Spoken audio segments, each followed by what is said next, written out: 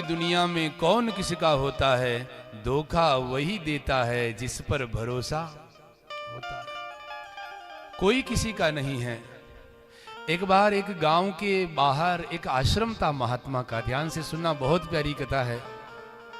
एक महात्मा का आश्रम था। वो महात्मा अपने आश्रम में एक मंदिर था राम दरबार का, सेवा पूजा करते थे मंदिर की। और उस गांव में उन गुरुजी का एक चेला था, कंठी बांध दी थी, गुरु मंत्र दे दिया था। और वो चेला रोज सुबह उठ करके स्नान करके माथे पर टीका लगा करके हाथ में दूध का गिलास लेकर के चेला गुरुजी को दूध पिलाने के लिए रोज जाता था। 1 गिलास दूध गुरुजी के लिए रोज, चेले का रोज का नियम था। एक दिन चेला दूध की गिलास ले गया और दूध के साथ में गिलास थमाए गुरुजी को, और चेले ने कहा गुरुजी ये 1 रुपया आपके लिए। उस समय चांदी के सिक्के चलते थे, ये आपके लिए दक्षिणा। तो गुरुजी ने कहा बेटा ये दक्षिणा किस बात की? चेले ने कहा गुरुजी आज मेरी सगाई हो गई। गुरुजी ने कहा बेटा अब तू मेरा नहीं रहा। लेकिन फिर भी चेले का नियम था, रोज सुबह उठ करके गुरुजी के लिए 1 गिलास दूध की रोज ले जाता था। और एक दिन फिर दूध की गिलास के साथ में एक सिक्का ले गया, गुरुजी को कहा गुरुजी ये लो आपकी दक्षिणा। गुरुजी ने कहा बेटा आज ये किसकी दक्षिणा? चेले ने कहा गुरुजी मेरा विवाह हो गया, शादी हो गई। तो गुरुजी ने कहा बेटा अब तू अपने माँ बाप का भी नहीं रहा। फिर समय निकलने लगा और फिर रोज दूध की गिलास। और एक दिन फिर दूध की गिलास के साथ में चेला सिक्का ले गया, गुरुजी को कहा गुरुजी ये आपकी दक्षिणा। गुरुजी ने कहा बेटा आज किसकी दक्षिणा है ये? चेले ने कहा गुरुजी घर में बेटा हो गया, बेटे का जन्म हो गया है, उसी के लिए आपकी दक्षिणा।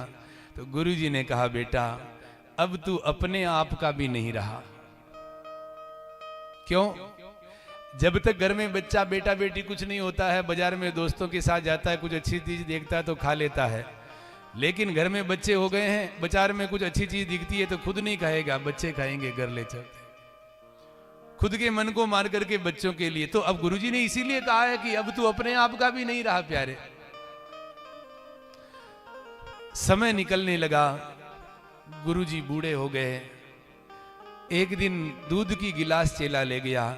गुरुजी ने चेले को अपने पास बिठाया और कहा कि बेटा अब 2-5 दिन में मेरा ये शरीर पूरा होने वाला है, मैं तो भगवान के घर जाकर जवाब दूंगा, लेकिन ये आश्रम है, ये भगवान का मंदिर है, ये तुझे संभालना है। अब तू अपनी घर गृहस्थी छोड़ दे, चादर ओढ़ ले और ये सब आश्रम तुझे संभालना है। तो चेले ने कहा गुरुजी आप मुझे महात्मा बनाना चाहते हो? बोले हाँ। चेले ने कहा नहीं गुरुजी ये तो गलत हो जाएगा, मैं अपने परिवार को कैसे छोड़ सकता हूं? मैं महात्मा नहीं बनना चाहता, मैं तो परिवार में रहूंगा। क्यों? बोले परिवार के लोग मेरे से इतना प्रेम करते हैं, मेरे माँ बाप मेरे से बहुत लाड करते हैं। और आपको पता है जब मेरी बहन आती है राखी के दिन तो पहली राखी वो मेरे हाथ में बांधती है, दूसरे भाइयों के बाद में बांधती है, इतना प्रेम करती है। और मेरी पत्नी, मैं जब तक शाम को काम करके वापस घर लौटूं तब तक मेरी बाट देखती है कि वो आएंगे तो वो भोजन करेंगे, बाद में मैं खाऊंगी। मेरे लिए भूखी बेटी रहती है वो, मेरे बिना भोजन भी नहीं कर। बच्चे पापा पापा कहते हुए, बहूजी कहते हुए मुख सूखता उनका, इतना लाड करते हैं मेरे से, इतना प्रेम करते हैं। मेरे सब भाई मेरे से बहुत प्रेम करते हैं, पूरा परिवार इतना प्रेममय परिवार है। ऐसे परिवार को छोड़ करके मैं महात्मा बन जाऊं? गुरुजी मेरे से नहीं होगा, ये काम और किसी को दे दो, मेरे परिवार के लोग इतने प्रेमी हैं। तो गुरुजी ने कहा बेटा ये प्रेम व्रेम कुछ नहीं होता, ये सब दिखावे का प्रेम है, तू समझता नहीं है, ये कोई तेरे से प्रेम नहीं करते हैं। चेले ने कहा गुरुजी अपना काम बनाने के लिए झूठ मत बोलो, जीवन भर ज्ञान अच्छा दिया है, मरते मरते काहे को झूठ बोल रहे हो? इतने लोग परिवार के मेरे से प्रेम करते हैं और तुम कहते हो कि कोई प्रेम नहीं करता।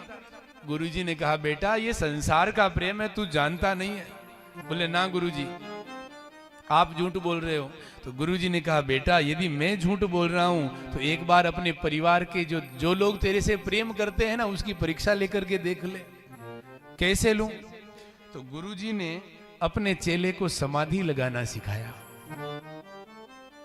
और ऐसी समाधि जिस समाधि के लगने से नब्ज नाड़ियां चलना बंद हो जाएगी, आंख की पुतलनी झपकना बंद हो जाएगी, सांस का आना जाना बंद हो जाएगा, प्राणों को खींच करके जीव ब्रह्म रंध्र में स्थापित कर देता है और जमीन पर गिर जाता है। लोगों को लगता है कि ये मर गया, लेकिन वो मरता नहीं है, वो समाधि में जाता है। नब्ज नाड़ियां बंद हो जाती है, आंख की पुतलियां बंद हो जाती है, सांस आना जाना बंद हो जाता है, केवल कान खुले रहते हैं। तो गुरुजी ने चेले को ये समाधि लगाना सिखा दिया और कहा कि बेटा, अब तू अपने घर जा और घर के आंगन में जाकर के ये समाधि लगाना।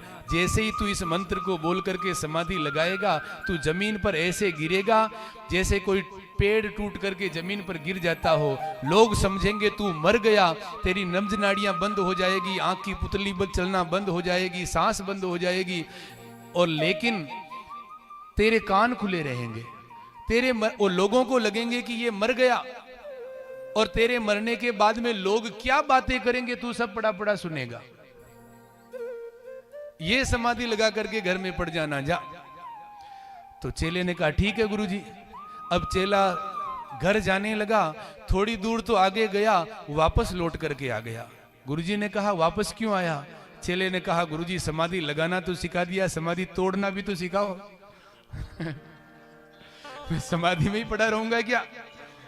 तो गुरुजी ने कहा बेटा, समाधि तोड़ने के समय पर मैं आ जाऊंगा, तुझे सीखने की जरूरत नहीं है, मैं आकर के तेरी समाधि तोड़ दूंगा। चेले ने कहा गुरुजी, कहीं जजमान के चक्कर में भूल मत जाना मुझे। आराम से जजमान के घर लड्डू बाटी खाने पहुंच गए, मैं वहां पड़ा ही रहूंगा, लोग मुझे उठा करके जला देंगे जिंदे कोई। बोले गुरुजी ने कहा नहीं बेटा, मैं नहीं भूलूंगा, तू जा। और चेला गया घर के आंगन में आया, और बीच आंगन में आकर के चेले ने जो समाधि लगाई, जो गुरुजी ने मंत्र बताया, उस मंत्र को बोल करके जो समाधि लगाई, जैसे तेज हवा के झोंके से पेड़ टूट करके जमीन पर गिरता है, उसी प्रकार वो धड़ाम से जमीन पर गिर गया। जैसे ही जमीन पर गिरा, परिवार के लोग आए, और जैसे ही परिवार के लोगों ने देखा, नब्ज नाड़ियां टटोली, वैद्य बुलाए गए, डॉक्टर बुलाए गए। डॉक्टरों ने देखा नब्ज नाड़ियां, आंख की पुतलियां, सब कुछ चेक किया, और चेक करने के बाद डॉक्टरों ने कहा कि ये मर गया है। डॉक्टरों ने उसे मृत घोषित कर दिया। डॉक्टरों ने कहा मर गया। अब तो महाराज घर में जवान मौत हो गई है, अब तो हाय तौबा मच गई घर में। इधर पत्नी रो रही है, इधर माँ रो रही है, इधर छोटे छोटे बच्चे रो रहे हैं, बहनें आ गई है, बहन रो रही है, भाई रो रहे हैं। गांव में जब समाचार गया कि एक इतना जवान जिसके घर में छोटे छोटे बच्चे हैं, सारे गांव के लोग इकट्ठे हो गए और आपस में बातें करने लगे कि कभी कभार भगवान भी कितना बड़ा अन्याय कर देता है। गांव में बूढ़े बूढ़े लोग पड़े हैं बेचारे, उनको तो नहीं उठा रहा, ये जवान आदमी को उठा करके ले गया। इसके कंधे पर गृहस्थी का कितना बड़ा बोझ था। जवान पत्नी घर में है, बच्चे घर में हैं, और इसके बूढ़े माँ बाप घर में। माँ बाप को उठा लेते कोई बात नहीं, पूरे गांव के लोग दुखी हो रहे हैं, परिवार के लोग रो रहे हैं, रो रो कर बुरा हाल हो गया है। और महाराज इतनी देर में गुरुजी आ गए। गुरुजी, बड़ी भारी भीड़ देख करके गुरुजी ने पीछे से आदमी को एक को पूछा, भैया ये भीड़ क्यों हो रही है? जैसे ही गुरुजी की तरफ देखा तो उस आदमी ने कहा, अरे महाराज आपको पता नहीं है, वो आपका चेला जो रोज आपके लिए दूध की गिलास लाता था।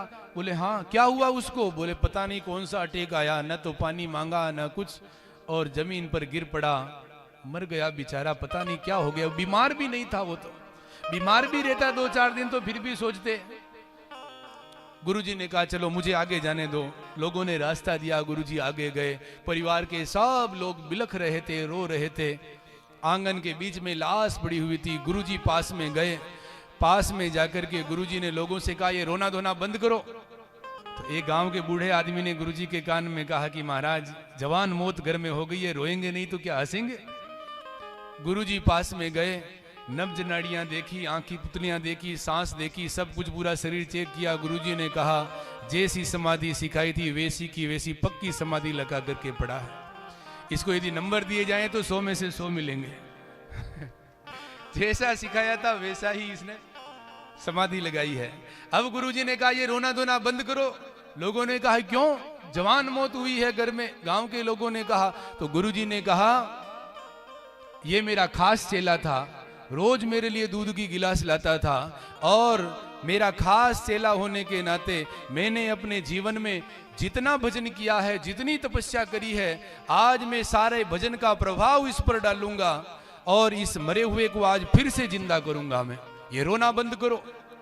गांव के लोगों ने भी सोचा कि ये इसका महाराज का गुरुजी का खास चेला था, रोज दूध की गिलास ले जाता था, तो हो सकता है गुरुजी अपने चेले को जिंदा कर दे। और चमत्कारी महात्मा भी थे, हो सकता है चमत्कार कर दें।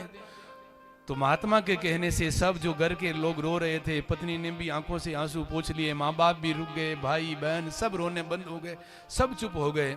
और अब गुरुजी ने लोगों से कहा कि इसको जिंदा करने के लिए एक दवाई बनानी पड़ेगी। एक दवाई किसकी बनानी है? गुरुजी ने कहा कि मुझे 1 कटोरी दही चाहिए। जैसे ही 1 कटोरी दही मांगा, गांव के लोग दौड़ते हुए गए, अपने अपने घर से 1-1 कटोरी दही ले आए। तो गुरुजी ने कहा कि मुझे तो 1 कटोरी ही दही चाहिए, ये जितना दही आया ये सब आश्रम में पहुंचा दो। वहां काम आएगा भंडारे में। तो 1 कटोरी दही गुरुजी ने लिया, और दही लेकर के गुरुजी ने अपने झोले में से भभूति निकाली, और भभूति उस दही में डाल करके अंगुली से घुमाने लगे, और लोगों को लगा होठ हिलाने लगे जैसे गुरुजी कुछ मंत्र पढ़ रहे हों। ऐसे उस दही को हिलाने लगे, और थोड़ी देर में गुरुजी ने कहा ये दवाई तैयार हो गई है। लोगों ने कहा कि दवाई तैयार हो गई तो पिलाओ, इसे जिंदा करो। गुरुजी ने कहा दवाई तो तैयार हो गई, लेकिन इस दवाई की खास बात यह है कि ये दवाई इसको नहीं पिलाई जाएगी। तो बोले इस दवाई की खासियत यह है कि इस दवाई को जो पिएगा वो तो मर जाएगा और ये जिंदा हो जाएगा। अब आप में से कौन इस दवाई को पीना चाहता है? अब जो पतला पतला आदमी आवे तो जाडा आदमी के पाछे घुस गया। अब जाडा आदमी कटे जा।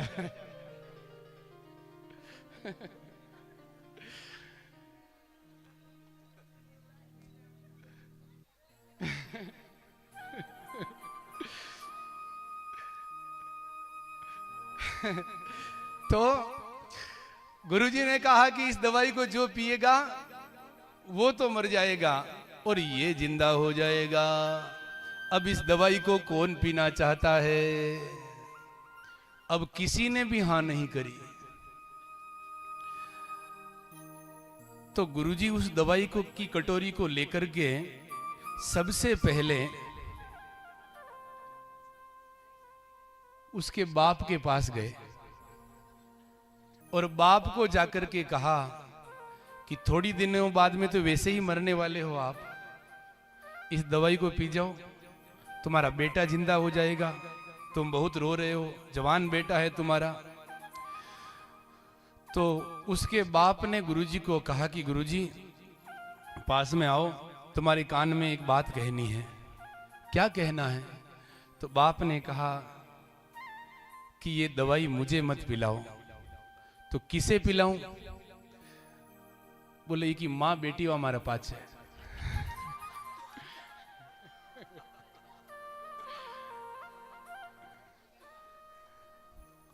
जिंदगी भर खूब दपायो मैंने या, अब इन्हें पिला दो या दवाई। गुरुजी क्यों? ठीक है। अब वह दवाई, वो दही की कटोरी ले और गुरुजी उसकी माँ के पास गए। माँ को कहा कि ले तू बहुत रो रही है, तेरा बेटा मर गया, तू पी ले इसको, तेरा बेटा जिंदा हो जाएगा। तो माँ ने कहा गुरुजी अब आप आ गए हो तो आपकी बात तो मैं मान जाऊंगी, लेकिन मेरी एक बात है जो तुम मान लो। क्या? तो माँ ने कहा कि एक काम करो, हमारा बेटा की बीननी है,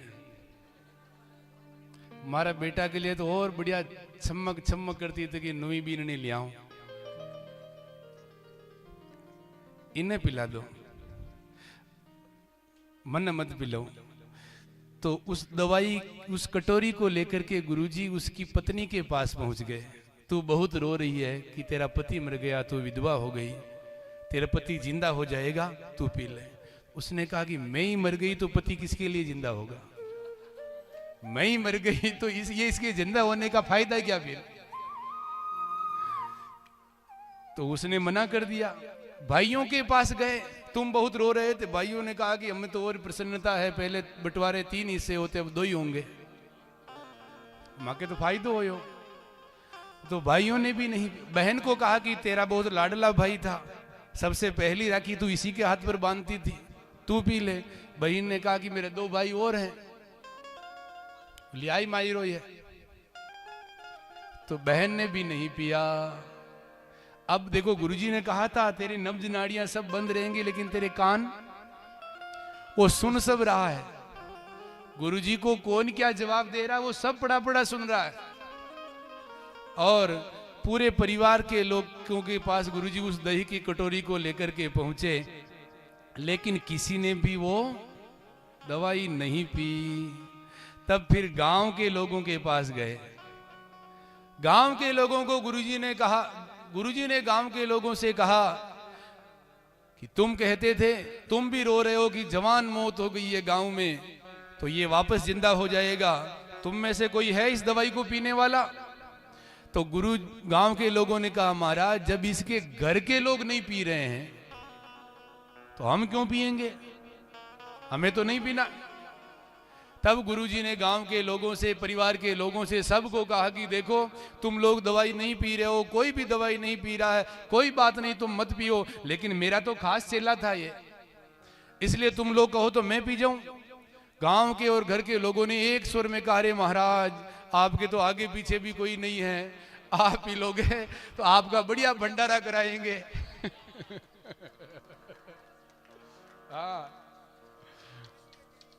हाँ, आपकी बढ़िया बढ़िया भंडारा कराएंगे आपके लिए, आपके आगे पीछे भी कोई नहीं, पी जाओ गुरुजी। अब देखो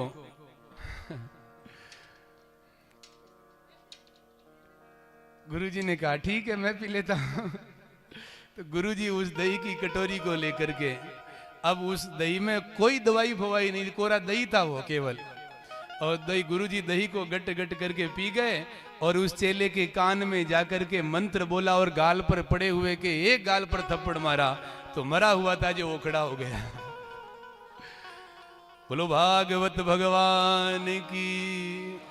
चेला खड़ा हो गया, घर के लोग बड़े प्रसन्न हो गए, गुरुजी जाने लगे। और जैसे ही गुरुजी जाने लगे, पीछे से चेला आया, गुरुजी का थैला पकड़ लिया, गुरुजी मुझे भी आपके साथ में चलना है। और जैसे ही गुरुजी के साथ जाने लगा तो पत्नी ने कहा, तुम कहाँ जा रहे हो, तुम मर गए थे, बड़े मुश्किल से जिंदा हुए, मैं तो विधवा, मैंने सोचा मैं तो विधवाई हो गई, मेरा क्या होगा, तुम जिंदा हो गए, अब कहाँ जा रहे हो?